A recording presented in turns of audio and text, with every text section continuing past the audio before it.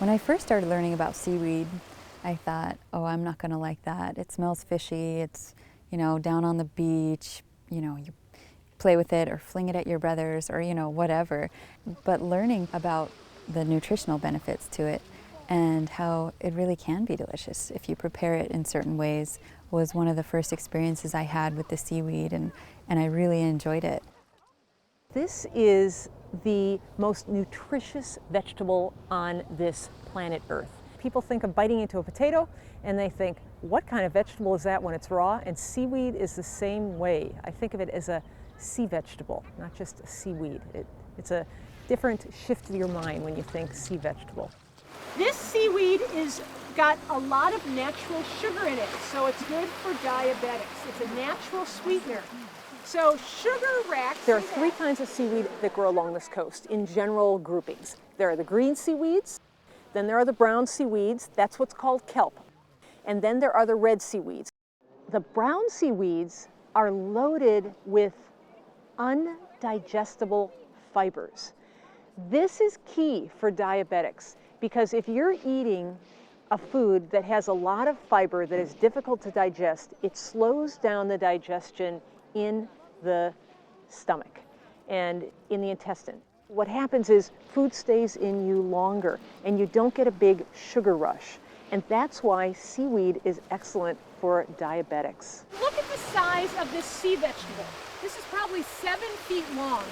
There's a chemical loaded in particular the brown seaweeds called fucoidan. Fucoidan is kind of a wonder chemical. It can lower blood cholesterol by having the sodium alginate in it bond with cholesterol and pass it out the body. Fucoidan can lower blood pressure as well. Fucoidan has been found to be an anti-tumor chemical. Fucus is a medicinal wonder drug. Seaweeds are nutritional powerhouses. Thank you. Anybody else want some of this? This one here is called a Turkish towel, and it can be chopped up and put into puddings for thickening. And if you look at it, it's got the texture of a towel.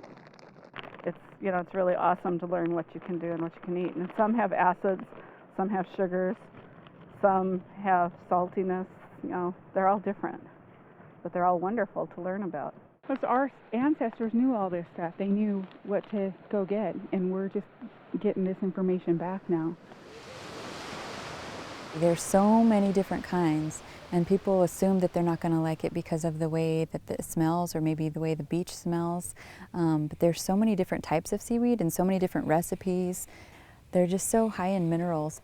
We're going to use this like a parchment paper, fold it over the fish, and at this point we can tuck this in.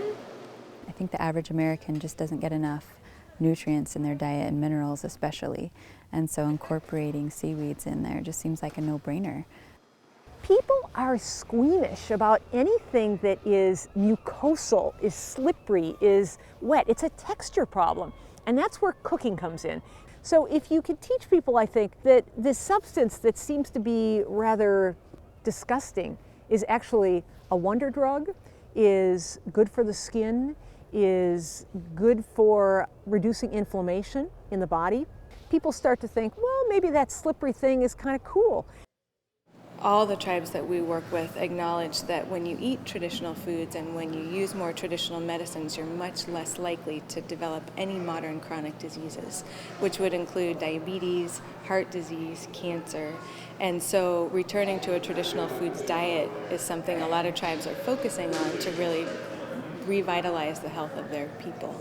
We are in, I think, a bridge here where finally people are recognizing that vegetables from the sea are going to be a hot topic economically, pharmaceutically, and in the plate in restaurants and at the home.